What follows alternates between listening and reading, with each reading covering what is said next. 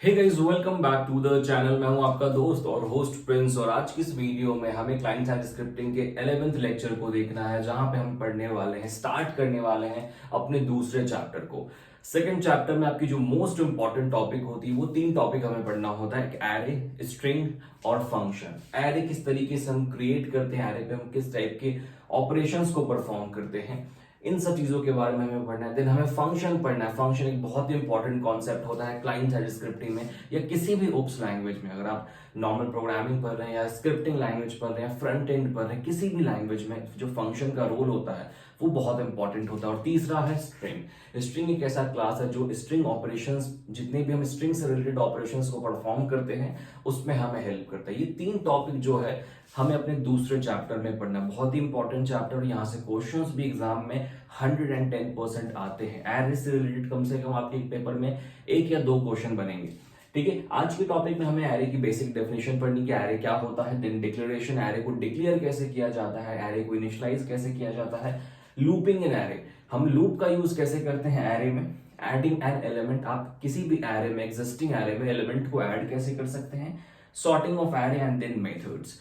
ये जो 7 से 8 टॉपिक आपके सामने दिख रही है बहुत इंपॉर्टेंट है। अगर आप एमएसबीटी के एग्जाम में जा रहे हैं, किसी भी डिप्लोमा एग्जाम में, इंजीनियरिंग एग्जाम में है, और जहां पे आपको जावा स्क्रिप्ट पढ़ना है, क्लाइंट साइड स्क्रिप्टिंग पढ़ना है, उसके लिए बहुत इंपॉर्टेंट टॉपिक होता है।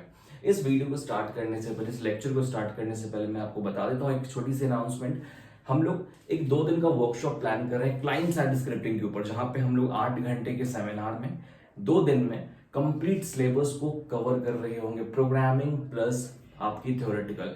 और वो जो सेमिनार होगा वो लाइव सेमिनार होगा, मतलब मैं आपको लाइव आके पढ़ा रहा हूँ, सारे प्रोग्राम, सारी थ्योरी, सारे आपके डाउट्स मैं लाइव क्लियर कर रहा हूँ। अगर आपको इस वर्कशॉप में ज्वाइन करना है तो आपको सिंपली मेरे व्हाट्सएप पर अपने डिटेल्स को भेजना है, आपका नाम, कॉलेज का नाम, ब्रांच और सेमेस्टर, और इसकी जो फीस है वो 100 रुपीज है केवल 2 दिन के वर्कशॉप के लिए, जहां पे आपको पूरे सिलेबस को पढ़ने का मौका मिलेगा मुझसे लाइव। ठीक है, अब हम लोग आते हैं अपने आज के लेक्चर पे। सबसे पहले हम लोग ये समझते हैं कि इस वर्ड से हम लोग पहले भी अवेयर है, एरे। ठीक है, एरे वर्ड हमने आई थिंक जब हम लोग सी लैंग्वेज आपने पढ़ा, C++ पढ़ा, देन आपने डेटा स्ट्रक्चर पढ़ा होगा, जावा पढ़ा होगा, पाइथन पढ़ा होगा, हर एक प्रोग्रामिंग लैंग्वेज में इस वर्ड से हम एनकाउंटर होते हैं, इस वर्ड से हम पहले भी वाकिफ हैं। Array, array, ARRAY। ठीक है, एरे बेसिकली मल्टीपल वैल्यूज को होल्ड करने वाला एक डेटा स्ट्रक्चर होता है। जैसे हम कोई भी प्रोग्राम को बनाते हैं, इसको हम थोड़ा सिंपल लैंग्वेज में समझते हैं। आप कोई भी प्रोग्राम को बनाते हैं, कोई भी प्रोग्राम को लिखते हैं, हर एक प्रोग्राम में कुछ ना कुछ डेटा होता है। बिना डेटा के कोई भी प्रोग्राम एग्जिस्ट कर ही नहीं सकता, चाहे वो एडिशन का प्रोग्राम है, सब्ट्रैक्शन है, या प्राइम नंबर है, फैक्टोरियल है, या फिर वो सॉर्टिंग का प्रोग्राम, किसी भी टाइप का प्रोग्राम है। आप वहां पे कोई भी डेटा स्ट्रक्चर यूज कर रहे हैं, आप वहां पे एरे यूज कर रहे हैं, स्टैक यूज कर रहे हैं, क्यू यूज कर रहे हैं, आप लिंक लिस्ट यूज कर रहे हैं, ट्री, ग्राफ, किसी भी डेटा स्ट्रक्चर को आप वहां पे यूज कर रहे हैं, आपको डेटा तो लेना पड़ेगा। जो पूरा गेम है वो डेटा का है हमारे पास। ठीक है, और जब हमें एक सिंगल डेटा लेना होता है, जब हमें एक किसी स्पेसिफिक डेटा को लेना है, तो हम वहां पे एक वेरिएबल का यूज करते हैं।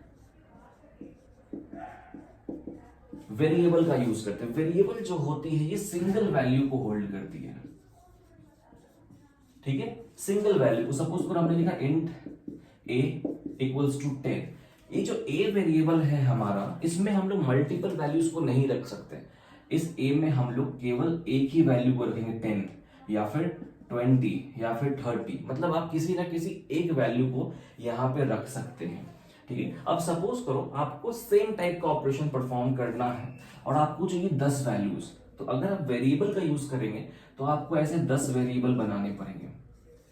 10 वेरिएबल हम लोग फिर भी बना लेंगे और उस पर ऑपरेशन परफॉर्म कर देंगे। बट अगर आपके पास बहुत सारे नंबर्स और वो डायनेमिक नेचर के हों, सपोज करो हमें यूजर से इनपुट लेना है किसी एक सेट ऑफ नंबर, 100 नंबर, 200 हो सकता है, वो 300 हो सकता है, बड़े बड़े सॉफ्टवेयर की बात करें हम तो हम वहां पे ये वेरिएबल यूज नहीं कर सकते। बहुत ही इनएफिशिएंट मेथड हो जाएगा वेरिएबल को यूज करना, क्योंकि जब हम वेरिएबल को यूज करते हैं ना, तो जब भी हम एक वेरिएबल को डिक्लेयर करते हैं या इनिशियलाइज करते हैं, तो इसके लिए एक स्पेसिफिक मेमोरी ऑक्यूपाई की जाती है।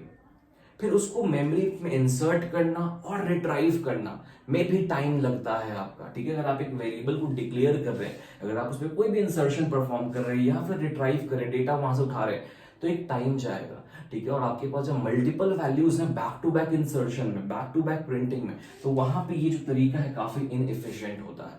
तो इसको एलिमिनेट करने के लिए, ठीक है, हम लोग यूज करते हैं एरे का।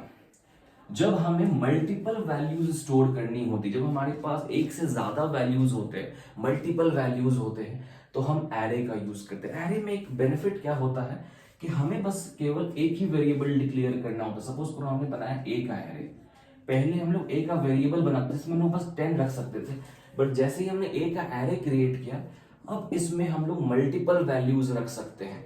जैसे ही आप एक एरे को क्रिएट करते हैं ना, जैसे हमने बनाया एरे, ठीक है, हमने लिखा, एरे को डिक्लेयर करने का एक तरीका होता है, मैं आपको प्रॉपर सिंटेक्स बताऊंगा, बट अब एक एग्जांपल बता रहा हूं। स्क्वायर मैंने कहा 10, ये होती है एरे की साइज। ये क्या होती है, जो मैंने 10 लिखा है, ये एरे की साइज है, और ये एरे का नेम है ए, ठीक है। ये जो 10 साइज है, आप जब इस 10 को डिफाइन करते हैं, तो इसका मतलब ये होता है कि ये जो हमारा ए वेरिएबल था, अब वो बन गया एरे, और इसमें हम लगभग 10 डेटा को स्टोर कर सकते हैं। 0 1 2 3 4 5 6 7, आगे और भी डेटा 8, मतलब आगे आप 10 डेटा को स्टोर कर सकते हैं। ये जो ब्लॉक होता है, ये ब्लॉक क्रिएट हो जाता है। जैसे कि आप एक वेरिएबल को एरे में कन्वर्ट करते हैं, उसी वक्त वो जो एरे होता है, वो जितनी उसकी साइज डिफाइन की रहती है, उतना डेटा वो स्टोर कर सकता है। अब आपको यहाँ पे 10 वैल्यू लेने, तो आप आसानी से यहाँ पे 10, 43, 54, 66, 33, 99, 100, 101, आप कोई भी वैल्यूज एक एरे में ले सकते हैं। कोई भी किसी भी टाइप की वैल्यूज आप एरे में यहाँ पर ले सकते हैं, ठीक है। आपको सिंपली एक एरे बनाना है और आपको यहाँ पे साइज डिफाइन करना है। आप जैसी साइज डिफाइन करेंगे, यहाँ पे आप मल्टीपल वैल्यूज को उसके साइज के अकॉर्डिंग ले सकते हैं। दूसरी एक और चीज क्या होती है कि एरे पे जो ऑपरेशंस होते हैं ना, वो काफी ज्यादा आसान हो जाते हैं। मतलब अगर आपको इंसर्ट करना है, डिलीट करना है, एरे को मॉडिफाई करना है, तो एरे में ऑपरेशंस जो होते हैं वो काफी ज्यादा आसान होते हैं, ठीक है। तो हम बेसिक डेफिनेशन की बात करें तो एरे क्या होता है, एरे एक लीनियर डेटा स्ट्रक्चर है, नॉन लीनियर नहीं, लीनियर डेटा स्ट्रक्चर है, जहां पे हम लोग वैल्यूज को स्टोर करते हैं, मल्टीपल वैल्यूज को स्टोर करते हैं, मल्टीपल वैल्यूज होल्ड करके रखता है आपका, ठीक है। बट एरे में एक और प्रॉब्लम भी होती है। एरे जो होता है आपका कॉन्टिजियस मेमोरी एलोकेशन पे काम करता है। जब भी आप एक एरे को बनाते हैं, सपोज करो मैंने बनाया वैर ए इक्वल्स टू न्यू एरे, ये प्रॉपर सिंटेक्स होता है एरे को डिक्लेयर करने का। ये एरे का नाम न्यू ऑपरेटर, इसको हम लोग क्या बोलते हैं, न्यू ऑपरेटर। ये होता है डायनेमिक मेमोरी एलोकेशन, मतलब इस ऑपरेटर की मदद से हम इस एरे के लिए मेमोरी एलोकेट करते हैं, ठीक है। वैर ए इक्वल्स टू न्यू एरे, और आप यहां पे देते हो साइज। सपोज करो हमने 20 दिया, ठीक है। अब जैसे हमने यहाँ पे एरे का साइज 20 बनाया, इसका मतलब ये हुआ कि ये जो एरे है ना, ये 20 वैल्यूज होल्ड करके रखेगा, एज सिंपल एज दैट, ठीक है। अब ये जो 20 वैल्यूज होल्ड करके रखेगा, अब इसमें प्रॉब्लम ये होती है कि ये जो 20 वैल्यूज है, ये हमेशा कॉन्टिजियस होगी। कॉन्टिजियस मतलब ऑर्डर्ड में होगी, ठीक है। एरे कभी भी नॉन कॉन्टिजियस मेमोरी एलोकेशन पे नहीं स्टोर होता है। यही प्रॉब्लम होती है हमारे एरे में, ठीक है। और ये एडवांटेज भी आप बोल सकते हो, डिसएडवांटेज भी बोल सकते हो, दोनों बोल सकते हो। क्यों बोल सकते हो मैं बताता हूं आपको। हमने सपोज किया यहाँ पे डाला 20 नहीं 10, ताकि हमारे बोर्ड पे उतना स्पेस बने। हमने डाला 10, ये 10 वैल्यूज को स्टोर करेगा, बट वो जो मेमोरी ऑक्यूपाई होगी वो होगी कॉन्टिजियस। 2 3 4 5 6 7 8 9 10, ठीक है। ये कॉन्टिजियस मेमोरी एलोकेट होगी, मतलब कि एक linear form of memory array को हमेशा चाहिए होती है। जैसे आप क्लाइंट साइड स्क्रिप्टिंग के एक्सप्लेनेशन को लिख रहे हैं, अगर एग्जाम एमएसबीटी एग्जाम दे रहे हैं, तो आपको ये चीजें आनी चाहिए एक्सप्लेन करने की। अगर आप एक एरे बना रहे हैं, तो आप ये सारे पॉइंट्स उसमें ऐड कर सकते हैं। हमने एरे बनाया साइज 10 का, तो आप ये सारे पॉइंट्स उसमें ऐड कर सकते हैं कि एरे को कॉन्टिजियस मेमोरी एलोकेशन चाहिए होती है। मतलब एरे में जो मेमोरी होनी चाहिए वो एक लाइन में होनी चाहिए, एक के बाद एक मेमोरी ब्लॉक्स होनी चाहिए, तब जाके एरे आप डिक्लेयर और डिफाइन या फिर इनिशियलाइज कर सकते हैं, ठीक है। और एरे की जो इंडेक्स वैल्यू होती है, वो हमेशा ध्यान रखना 0 से स्टार्ट होती है। बाय डिफॉल्ट जो एरे की वैल्यू है, इंडेक्स वैल्यू, वो 0 से स्टार्ट है, ठीक है। 0 1 2 3 4 5 6 7 8 9, ठीक है। ये 10 ब्लॉक का एरे, इसका मतलब इसमें हम लोग 10 मल्टीपल वैल्यूज को स्टोर करके रख सकते हैं। और यहां से अगर हमें कभी भी एरे पे कोई भी ऑपरेशन परफॉर्म करना हो, चाहे वो इंसर्ट करना हो या डिलीट करना हो, किसी भी टाइप का ऑपरेशन परफॉर्म करना हो, हम सिंपली क्या करेंगे, हम इंडेक्स वैल्यू का यूज करके अपने डेटा को एक्सेस करेंगे, या फिर अगर उसमें वैल्यूज इंसर्ट करना है तो करेंगे। अभी कॉन्टिज्यूस मेमोरी एलोकेशन को फॉलो करता है। अब होता है क्या है कि जैसे आपकी मेमोरी है, ये आपकी मेमोरी है, ठीक है। अब इसमें हर वक्त आपको जो ये हमारे मेमोरी ब्लॉक्स हैं, ठीक है। तो अगर आप एरे डिफाइन कर रहे हैं तो जो मेमोरी एरे को चाहिए होगी वो कॉन्टिज्यूस होनी चाहिए। सपोज करो हमें 8 एरे बनाना है, तो हम यहां से मेमोरी लेंगे, ऐसे लेंगे, ठीक है। अब फॉर एग्जांपल ये मेमोरी जो फुल है, ये दोनों मेमोरी फुल है, तो यहाँ पे 8 एरे हम क्रिएट नहीं कर पाएंगे, बिकॉज एरे को चाहिए कॉन्टिज्यूस मेमोरी एलोकेशन, ठीक है। ये इसका एक डिसएडवांटेज होता है जो कि आप थ्योरी एग्जाम में ऐड कर सकते हैं, ठीक है। इसी चीज को एलिमिनेट करने के लिए जो कॉन्टिज्यूस मेमोरी एलोकेशन वाला टर्म है, इसको हटाने के लिए एक डेटा स्ट्रक्चर हमारे पास आता है। अगर आपने पहले पढ़ा होगा अच्छे से तो आपको पता होगा, उसको हम लोग बोलते हैं लिंक लिस्ट। लिंक लिस्ट इसी चीज को एलिमिनेट करता था। लिंक लिस्ट में आप रैंडम मेमोरी में अपने डेटा को रख सकते थे with the help of pointers, ठीक है। खैर हम उस पर नहीं जाते हैं, हमारा वो टॉपिक नहीं है। तो एरे की डेफिनेशन होती है कि एरे जो एक ऐसा डेटा स्ट्रक्चर है, लीनियर डेटा स्ट्रक्चर जो कि मल्टीपल वैल्यूज को स्टोर करता है। इसकी जो डायग्राम है कुछ इस तरीके से होती है, सिंटैक्स कुछ इस तरीके से होती है। मतलब आप एरे को डिक्लेयर कुछ इस तरीके से करते हैं, ये आपका एरे का नाम होता है, ये न्यू ऑपरेटर, ये एरे क्लास, और ये आपका साइज। आपको जितने साइज का भी एरे बनाना है आप बना सकते हैं, ठीक है। अब एरे में एक और प्रॉब्लम होती है, ये जो साइज होता है ना, आपको at the time of declaration आपको ये साइज को डिफाइन करना पड़ता है। आप बिना साइज को डिफाइन किए एरे नहीं बना सकते। सपोज करो अगर आप एक एरे बना रहे हैं बिना साइज को डिफाइन किए हुए, तो क्या होगा, तो आपको वहां पे उसी वक्त आपको एरे को इनिशियलाइज करना पड़ेगा, ठीक है। और आपको ये बताना पड़ेगा कि कितने सारे एलिमेंट्स। सपोज करो हमने यहाँ पे साइज नहीं दिया, तो अगर आपने ये मेथड चूज किया है where a equals to new array 10, इसका मतलब हुआ कि हमने ये एरे बनाया जिसमें 10 वैल्यूज आ सकती है, ठीक है। अब आप बोल रहे हो कि इस साइज को अगर हमने नहीं दिया तो क्या होगा, तो अगर हमने साइज को नहीं दिया तो आपको डिक्लेरेशन के टाइम ही इनिशियलाइज करना पड़ेगा एरे को। इसका क्या मतलब हुआ कि एरे को हमेशा पहले से पता होना चाहिए कि उसमें कितनी वैल्यूज हैं या कितनी वैल्यूज आने वाली है, ठीक है। जैसे एक और तरीका होता है एरे को इनिशियलाइज करने का, a equals to new array, ठीक है। अब आपको यहाँ पे वैल्यूज देना पड़ेगा। आप साइज नहीं देना चाहते हैं, आप सिंपल वैल्यूज दे दो, 10, 20, 30, 40, 50। ये भी करेक्ट मेथड है, बट यहाँ पे आपको वैल्यूज देना पड़ेगा। दोनों ही सिचुएशन में आपको सिस्टम को बताना पड़ता है कि एरे की साइज क्या होगी। इसमें भी आपको बताना पड़ा था मैक्सिमम साइज, और यहां भी आपको बताना पड़ रहा है कि एरे में हमने 5 ही वैल्यूज को स्टोर किया, ठीक है। तो एरे जो होता है, कभी भी ध्यान रखना, एरे बिना साइज के आप एरे को डिफाइन नहीं कर सकते, ठीक है। एरे को हम बिना साइज के डिफाइन नहीं कर सकते। और एक और प्रॉब्लम एरे में ये होती है कि एरे की साइज को आप रन टाइम में कभी भी नहीं बढ़ा सकते। ये सारे डिसएडवांटेजेस मैं आपको बता रहा हूँ, ये सारे पॉइंट्स जो आपको ध्यान में रखना है जब आप एक पेपर को लिखते हैं, तो ठीक है। इस पर हम लोग पूरा प्रोग्राम देखेंगे नेक्स्ट लेक्चर में। अपनी पूरी एरे की प्रोग्राम को मैं आपको रन करके बताऊंगा कि एरे की प्रोग्राम हम लोग कैसे करते हैं, बट अभी मैं थ्योरेटिकल कॉन्सेप्ट बता रहा हूँ, ठीक है। तो हमारा डेफिनेशन क्लियर हो गया, डिक्लेरेशन क्लियर हो गया। एरे को इस तरीके से डिक्लेयर करते हैं। इनिशियलाइजेशन मैंने आपको अभी जस्ट बताया है, तो एक बार मैं फिर से बताता हूँ। इनिशियलाइज का मतलब ये होता है एरे को वैल्यूज देना, ठीक है। सबसे पहले आप डिक्लेयर करते हैं एरे को।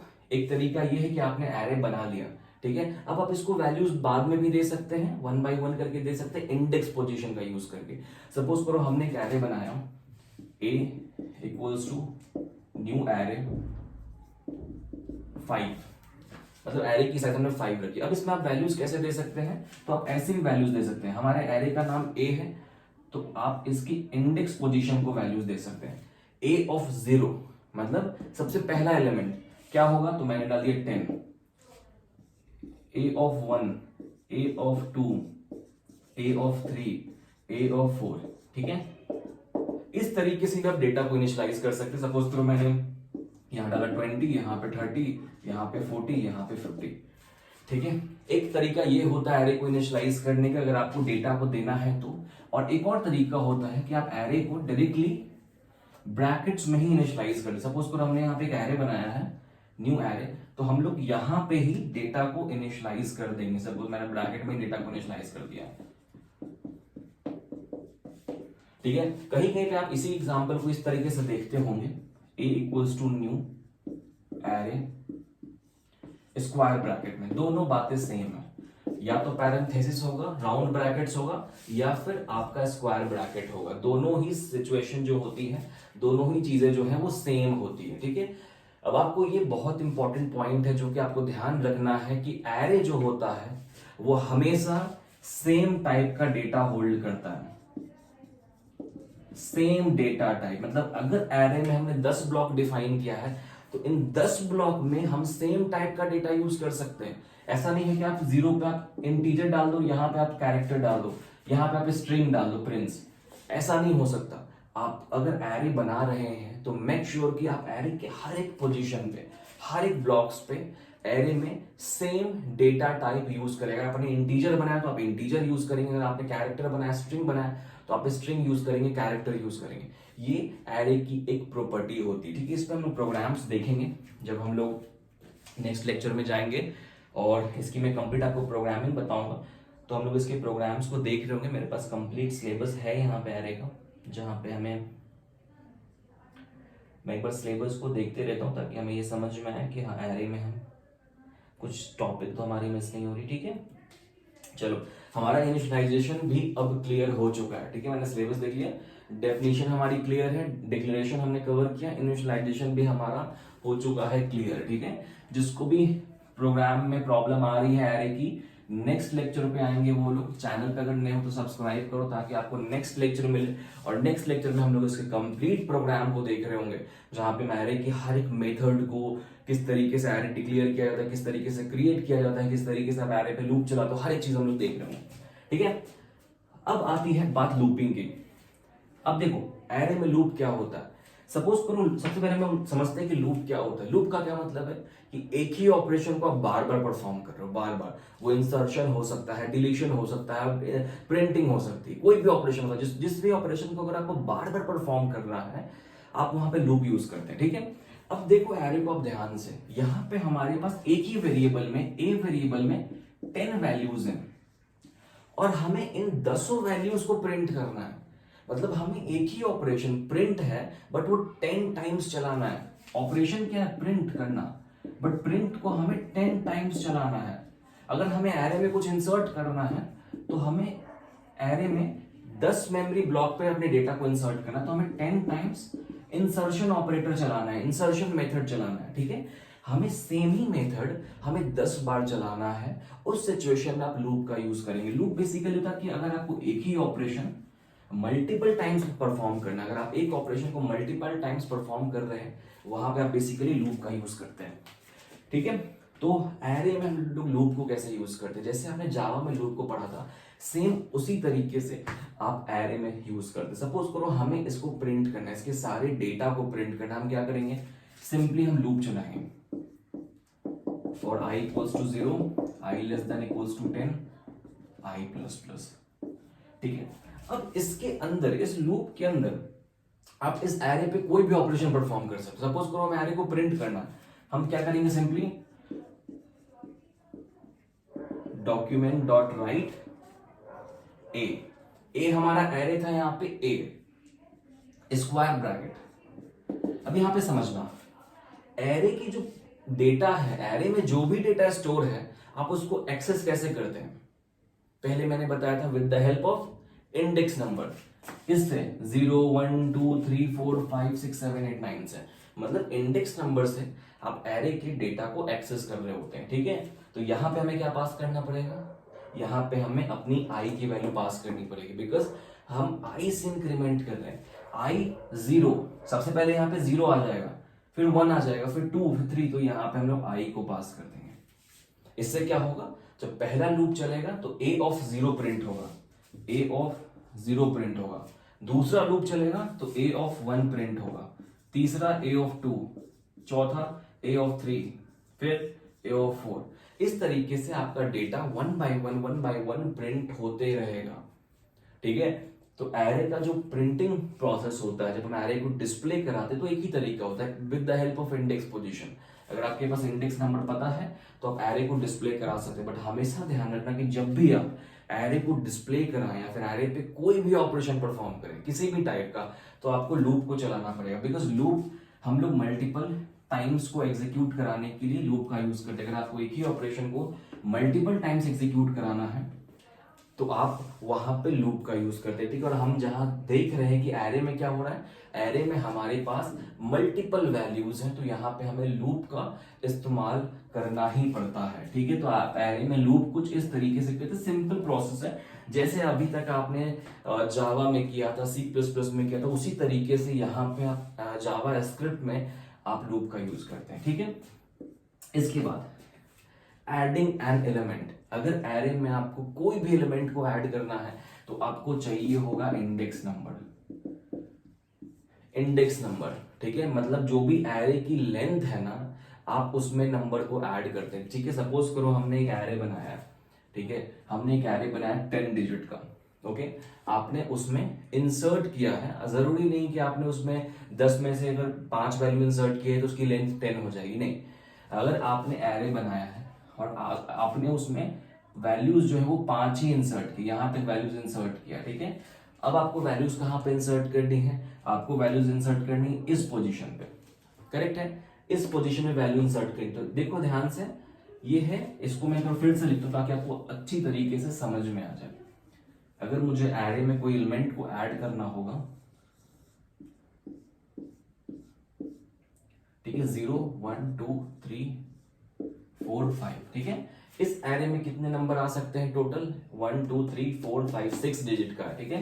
मैंने यहाँ पे डाला 10 20 30 40 50। यहाँ पे मुझे एक एलिमेंट इंसर्ट करना है, मैं क्या करूंगा, अगर आपको एरे में एलिमेंट इंसर्ट करना है या फिर रिट्राइव करना है, दोनों ही सिचुएशन में आपको इंडेक्स नंबर चाहिए होगा, ठीक है। अब इस इंडेक्स नंबर को हम कैसे निकालेंगे, तो सबसे पहला तरीका ये है कि सिंपली आप एरे, ये एरे में इंसर्ट हो गया आपका नंबर, ठीक है। अगर आप इसको अपडेट करेंगे तो ये 60 जो है यहाँ पे चला जाएगा, ये जो 60 है यहां से उठ के चला जाएगा, बिकॉज आपने a ऑफ 5 में 60 को डाल दिया, मतलब एरे के फिफ्थ इंडेक्स पे आपने 60 को डाल दिया, ठीक है। बट हर बार हमें ये तो पता नहीं होगा ना कि यूजर ने कितनी डिजिट डाला है यहाँ पे, क्योंकि हमें हर बार, अगर हमें स्टैटिक ऐप बना रहे अपने तरफ से डेटा दे रहे हैं तो हमें ये पता है कि हमें 5th नंबर पे डालना है, बट हर बार आपके पास ये इंडेक्स पोजीशन नहीं होगा। जब एक यूजर वहां पे इनपुट दे रहा होगा तो आप यूजर के पास ये इंडेक्स पोजीशन नहीं पता कि यहाँ पे एरे ऑफ 5 या 6 है, तो उसके लिए हमें इसका जो लेंथ होता है ना उसको रिटर्न करना पड़ता है। सपोज करो इस एरे की लेंथ कितनी होगी, अगर मैं इसकी लेंथ काउंट करूं तो इसकी लेंथ बताओ कितनी होगी।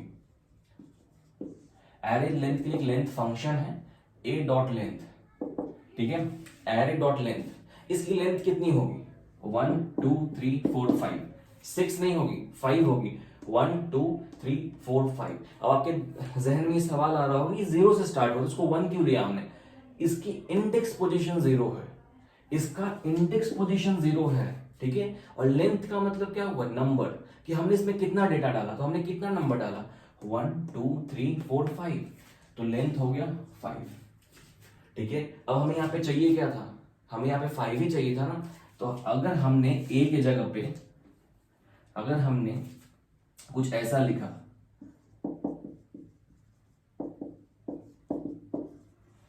तो ये सही नहीं होगा। a डॉट लेंथ क्या है 5 है, तो यहां अल्टीमेटली क्या आ जाएगा, a ऑफ 5 इक्वल्स टू 60।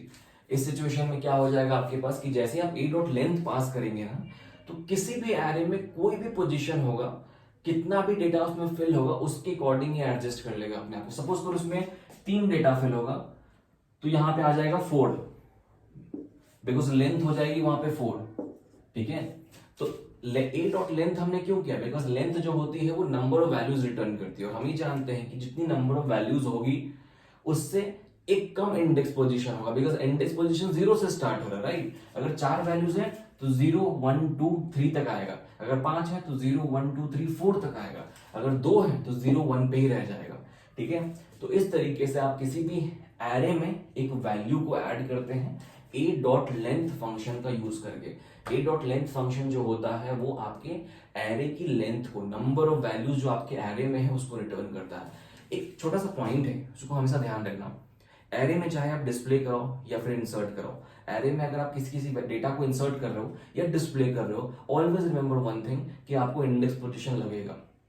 किसी तरीके से आपको इंडेक्स पोजीशन लगेगा ही लगेगा, बिकॉज एरे में हमारे पास we have only index position जिसके द्वारा हम एरे की एलिमेंट को एक्सेस कर पाते हैं। ठीक है, चाहे आप अगर फॉर लूप में प्रिंट करो तो आपको वहां पे इंडेक्स पोजीशन देना पड़ रहा था विद द हेल्प ऑफ आई, यहाँ पे भी हमें देना पड़ रहा है index position with the help of A dot length function. ठीक है, तो आई होप आपको चीजें समझ में आ गई होंगी। नेक्स्ट लेक्चर जब इसका आएगा तो आप उसमें प्रोग्रामिंग देख लेना, वहां पे हम लोग इसके प्रोग्राम को भी डिस्कस कर रहे होंगे। ठीक है, यहाँ पे मैं इन सारे टॉपिक को जानबूझ के थोड़ा इंटेंशनली फास्ट ले जा रहा हूँ, बिकॉज आपकी एग्जाम भी करीब है और साथ साथ में ये सारे टॉपिक ऐसे टॉपिक है जिससे आप लोग पहले भी अवेयर हैं, मतलब आपने पहले भी इन सारे टॉपिक को पढ़ा है।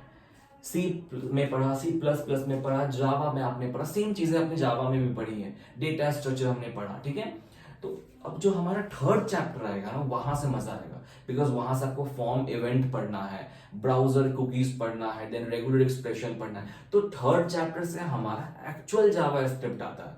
ये तो हम बेसिक जावा के बारे में पढ़ रहे हैं, data structure type of concept पढ़ रहे हैं, बट थर्ड चैप्टर से आपके पास जावा स्क्रिप्ट आएगा। ठीक है, हमारा नेक्स्ट कॉन्सेप्ट होता है सॉर्टिंग। अब हमने डेटा स्ट्रक्चर जब पढ़ा होगा आपने तो आपने बहुत तरह की सॉर्टिंग देखी होगी, बबल सॉर्ट वगैरह। एरे में ऐसा नहीं होता, एरे में एक सिंपल सा मेथड है जिसका नाम है ए डॉट सॉर्ट। ए मेथड नहीं है, ए आपका एरे का नाम है। ठीक है, आपका जो भी नाम होगा वो नाम को डालना है, और dot sort method, sort method क्या करता है आपके पूरे एरे को सॉर्ट कर देता है। ठीक है, सॉर्टिंग मतलब एक स्पेसिफिक मैनर या तो असेंडिंग या तो डिसेंडिंग ऑर्डर में आपकी एरे को वो डिस्प्ले करेगा। ठीक है, इसके बाद हमारे पास था मेथड्स। हमारे पास कुछ मेथड्स हैं यहाँ पे जिसको हम लोग बोलते हैं कॉनकैट और ज्वाइन मेथड। ठीक है, अब दोनों मेथड का काम सेम है कि आपकी एरे को एक स्ट्रिंग में कन्वर्ट करना। अगर आप चाहते हैं कि आप अपने पूरे एरे को, सपोज करो हमारे पास यहाँ पे एक एरे है, इसको हम स्ट्रिंग में कन्वर्ट करना चाहते हैं, तो हमारे पास दो मेथड, एक है ज्वाइन, एक है कॉनकैट। फर्क क्या है कि जो कॉनकैट मेथड होता है ये हमेशा ही एरे की जितने भी डेटा है उन सबको कॉमा से सेपरेट करेगा। ऐसे अगर मैंने यहाँ पे डाला 40, 50, 60, तो कॉनकैट मेथड क्या करेगा 10, 20, 30, 40, 50 एंड 60 कॉमा से हमेशा सेपरेट करेगा एरे की हर एक वैल्यूज को। ठीक है, और ज्वाइन मेथड क्या होता है, ज्वाइन मेथड भी आपकी एरे की वैल्यूज को कॉमा से सेपरेट करता है, बट फर्क यह है कि ज्वाइन मेथड में आपके पास ऑप्शन होता है कि आप उस कॉमा को चेंज करके किसी और सिंबल को भी डाल सकते हैं। ठीक है, सपोज करो हम चाहते हैं ऐसा कि 10 के बाद 20, 30, 40, 50, 60। ठीक है, कुछ इस तरीके का डालना, 10, 20, 30, 40, 50। आप ज्वाइंट मेथड का यूज करके किसी भी सिंबल को कॉमा की जगह डाल सकते हैं, बट कॉनकैट में ऐसा नहीं होता। अगर आपको अपने डेटा के बीच में स्प्लिट करना है और आपको सिंपली बस कॉमा डालना है तो आप कॉनकैट का यूज कर सकते हैं, बट अगर आपको कॉमा की जगह कोई दूसरे सिंबल डालनी है तो आप वहां पे ज्वाइन मेथड का यूज कर सकते हैं। ठीक है, अब इसके कंप्लीट प्रोग्राम्स को हम लोग देख रहे होंगे अपने नेक्स्ट लेक्चर में, बिकॉज ये लेक्चर ऑलरेडी बहुत बड़ा बन गया है, लगभग आधे घंटे का हो गया। बट आई थिंक आपको एरे का जो कॉन्सेप्ट है वो समझ में आया होगा कि एरे एक लीनियर डेटा स्ट्रक्चर है जो मल्टीपल वैल्यूज को स्टोर करता है। पहला पॉइंट है मेरा। दूसरा पॉइंट है कि array always follow contiguous memory allocation, मतलब मेमोरी जो है एक लीनियर फॉर्मेट में होनी चाहिए, कॉन्टिजियस होनी चाहिए। ठीक है, रैंडम मेमोरी नहीं कर सकता। तीसरा, array always hold same type of data. जो मल्टीपल डेटा होते हैं ना, इसमें आपका जो डेटा टाइप है वो सेम होना चाहिए। अगर इंटीजर है तो इंटीजर, कैरेक्टर है तो कैरेक्टर, स्ट्रिंग है तो स्ट्रिंग। ठीक है, तीसरा आपने ये कर लिया, आपने सबसे पहला पॉइंट एरे की बेसिक डेफिनेशन लिख दी, आपने एरे को मल्टीपल वैल्यूज के बारे में लिख दिया, कॉन्टिजियस मेमोरी एलोकेशन कर दिया। फोर्थ पॉइंट में आप सिंटैक्स लिखेंगे, फिफ्थ पॉइंट में आप इनिशियलाइजेशन लिखेंगे, कैरे को हम इनिशियलाइज कैसे करते हैं, और सिक्स्थ पॉइंट में एक आध एग्जांपल डाल देंगे सिंपल एरे का, प्रिंट करा देंगे तो हो जाएगा। एरे में अगर आपको प्रिंट कराना है, इंसर्ट करना है अपनी वैल्यूज को, तो वहां पे हमेशा ही आपको क्या करना पड़ेगा, इंडेक्स नंबर का यूज करना पड़ेगा। बिना इंडेक्स नंबर के आप एरे की किसी भी वैल्यू को, किसी भी डेटा को एरे की आप ना एक्सेस कर पाएंगे, ना ही उस पर कोई डेटा इंसर्ट कर पाएंगे या प्रिंट कर पाएंगे, कुछ भी नहीं कर पाएंगे। ठीक है, सॉर्टिंग है, कॉनकैट, इन सब सारे ही टॉपिक पे हम लोग नेक्स्ट लेक्चर में अपने प्रोग्राम देख रहे होंगे अपने लैपटॉप पे। विजुअल स्टूडियो कोड में पूरा प्रॉपर प्रोग्राम आपको रन करके बताऊंगा एरे की हर एक टॉपिक के बारे में। एंड आई नो आपकी सारी कॉन्सेप्ट प्रोग्राम को देखने के बाद क्लियर हो जाएंगी। हम लोग मिल लेंगे अपने नेक्स्ट लेक्चर में, जहां पे हम लोग अपने फंक्शन के कॉन्सेप्ट को पढ़ रहे होंगे। फंक्शन भी एक बहुत ही इंपॉर्टेंट कॉन्सेप्ट है जब आप जावास्क्रिप्ट को पढ़ते हैं। तो बहुत जगह पे अगर आपने थर्ड चैप्टर में आप आना चाहते हैं, थर्ड चैप्टर में आप फॉर्म इवेंट पढ़ेंगे, उससे पहले आपको एरे और फंक्शन आना चाहिए। फंक्शन अगर नहीं आएगा तो आपको आगे जाने का कोई मतलब नहीं, बिकॉज आगे आपको कुछ भी चीज समझ में नहीं आएंगे। ठीक है, इस वीडियो को एंड करने से पहले मैं आपको फिर से रिमाइंड करा दूं कि सीएसएस का, क्लाइंट साइड स्क्रिप्टिंग का 2 दिन का वर्कशॉप हमने प्लान किया है, जहां पे हम लोग कंप्लीट सिलेबस को कवर कर रहे होंगे इन 2 दिनों के अंदर में, जहां पे मैं complete programming plus theory questions, theory के कॉन्सेप्ट्स आपको लाइव पढ़ा रहा हूँ, लाइव सेशन पे आके मैं आपको पढ़ाऊंगा। तो अगर आप चाहते हैं लाइव सेशन में मुझसे पढ़ना 2 दिन के लिए सीएसएस को, आपके यूनिट टेस्ट 2 के बाद हमने उस सेमिनार को रखा है 2 दिन का। तो अगर आप चाहते हैं सेमिनार का एक पार्ट बनना, तो आप डिस्क्रिप्शन में मेरा नंबर है, आप मुझसे कांटेक्ट कर सकते हो और अपने डेटा को मुझे भेज सकते हैं। Thank you so much for watching this video. मिलते हैं हम लोग अपने नेक्स्ट लेक्चर में। Bye bye, have a good day.